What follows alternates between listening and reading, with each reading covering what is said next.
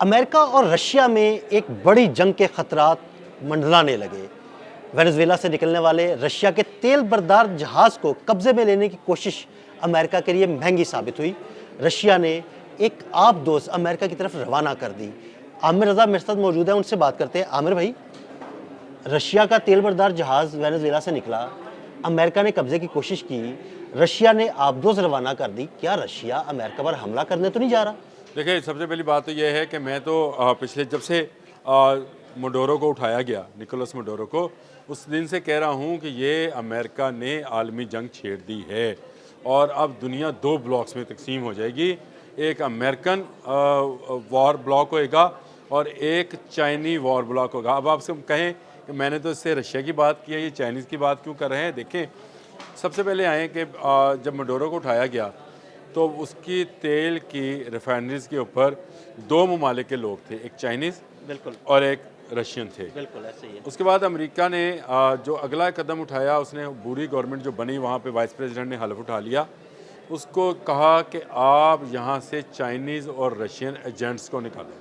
अच्छा, ये एजेंट्स को, ये एजेंट हम 007 एजेंट समझ रहे होते हैं, ये वो एजेंट्स थे जो कि कंपनीज होल्ड कर रहे थे तेल की और गोल्ड की माइनिंग का काम कर रहे थे। इनको निकालने का मकसद ये है कि यहाँ पर इनको निकाला जाए और जो स्पेस बने उसमें अमेरिकन कंपनीज को फिट किया जाए। और मैंने आपसे पिछले एक व्लॉग के अंदर ये बात कही भी कि वहाँ अपोजिशन लीडर जो आ रही हैं, उन्होंने कहा है कि वो अमरीकी मफादात के तहफ़्फ़ुज़ के लिए जा रही हैं और अमरीका को वेनेजुएला के लोगों की तरक्की के लिए वहाँ पर काम करना है और कंपनीज ने तेल निकालना है।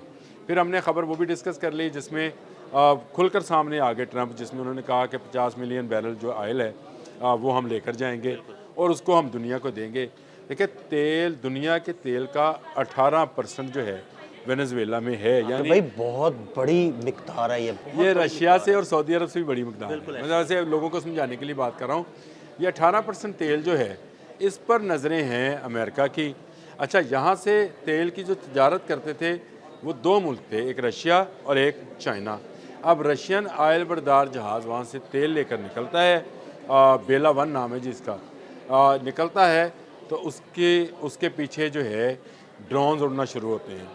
ये वो वक्त था जब उसके कैप्टन ने अपने मुल्क से रब्ता कायम किया और उसने कहा कि मुझे लगता है कि मेरी निगरानी की जा रही है, हालांकि इसके ऊपर फ्लैग ऑफ रशिया जो है वो लहरा रहा है।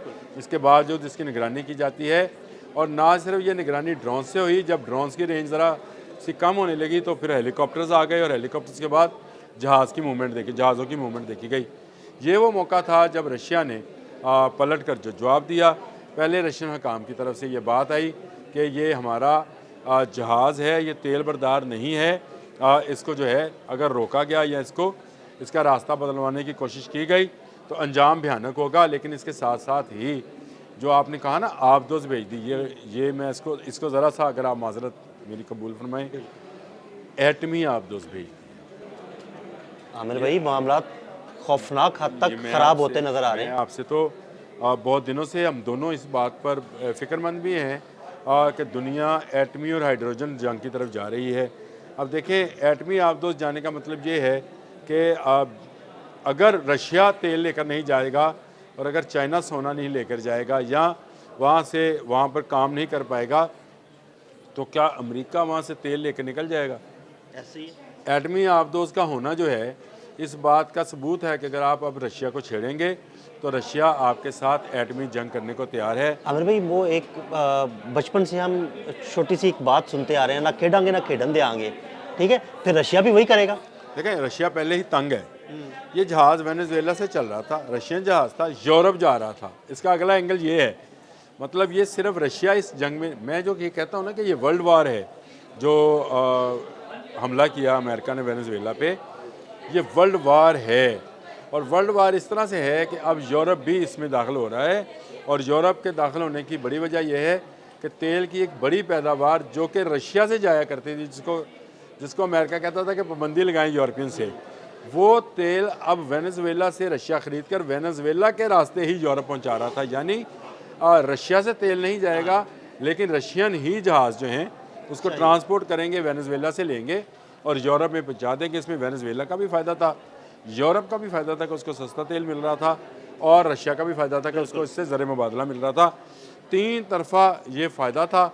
अब यूरोपियंस भी इस पर तिलमिलाएंगे। ये देखें, जब ऑब्वियसली जब यूरोपियंस को सस्ता तेल नहीं मिलेगा तो वहाँ से भी आवाज़ें उठेंगी। ये छोटा वाक़या नहीं है। इसको अगर आप गली मोहल्ले के लेवल पर आपको अगर मैं समझाना चाहूँ, तो अगर एक मोहल्ले में एक बदमाश का रास्ता रोका, दूसरा बदमाश रोके, तो क्या होता है? आपस में झगड़ा होगा, लड़ाई होगी। और दोनों बराबर के हों, टक्कर के हों, तो फिर क्या होगा? लड़ाई होगी। और अगर बात चली जाएगी, खून खराबे तक जाएगी। यही होगा, क्योंकि यहाँ पर मफादात एक के नहीं तीन के क्लैश कर रहे हैं। यानी दुनिया की तीन दुनिया की सुपर पावर्स, मैं बस सुपर पावर सिर्फ अल्लाह की समझता हूँ। दुनिया में इस वक्त जो सुपर पावर्स हैं उनमें एक अमेरिका है, दोम चाइना है, सोम रशिया है। तो यहाँ पर रशिया और चाइना मिलकर अमेरिका का मुकाबला करेंगे। तो मैंने आपसे कहा कि दुनिया इस वक्त दो ब्लॉक्स में तकसीम होने जा रही है। एक वॉर ब्लॉक होगा अमेरिका का, एक वॉर ब्लॉक होगा रशिया का और चाइना का। और उसमें ये देखना है कि दुनिया में कौन बाकी बचेगा। क्योंकि अगर विक्टर गाओ की बात की जाए तो उसने कहा था, कही थी ये बात कि हम पर जंग मुसल्लत करोगे, हम तुम पर जंग मुसल्लत करेंगे। अगर तुम हम पर एटम चलाओगे तो हम तुम पर जो है हाइड्रोजन बम चलाएंगे। और उससे पहले रशिया ने एक ऐसा आबदोज़नुमा एटमी मिज़ाइल तैयार कर लिया जो ना किसी की पकड़ में आएगा, ना उसको कोई पकड़ पाएगा। और वो शहरों के शहर जो है पलक झपकते में डुबो देगा। मसलन न्यूयॉर्क, वाशिंगटन जैसे शहर जो हैं ये पलक झपकते ही पानी के अंदर चले जाएंगे। ऐसा तबाहकुन सुनामी किस्म का एटमी आबदोज़ मिज़ाइल, एटमी आबदोज़नुमा मिज़ाइल जो है रशिया तैयार कर चुका है। तो मैं ये समझता हूँ कि ये एटमी जंग अब आ रही है। अब वो एक बदमाश वेनेजुएला में आया, अब वो छेड़छाड़ कर रहा है मोहल्ले के दूसरे बदमाशों के साथ।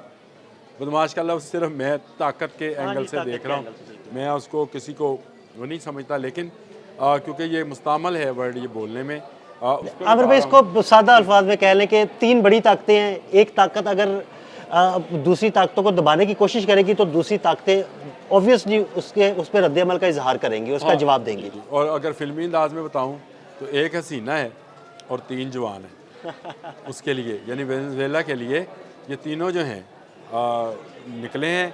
अमेरिका ने उसका प्रेसिडेंट उठा लिया है। लेकिन अब क्योंकि उसकी तरफ से आने और जाने वाले रास्ते पर अमेरिका चाह रहा है कि उसका कंट्रोल हो, ये कंट्रोल नहीं हो पाएगा। इससे पहले एक बड़ी जंग जो है उसका आगाज़ हो जाएगा। क्योंकि एटमी आबदोज़, रशियन एटमी आबदोज़ का वहाँ पहुँचना अलार्मिंग है पूरी दुनिया के लिए दिल भाई।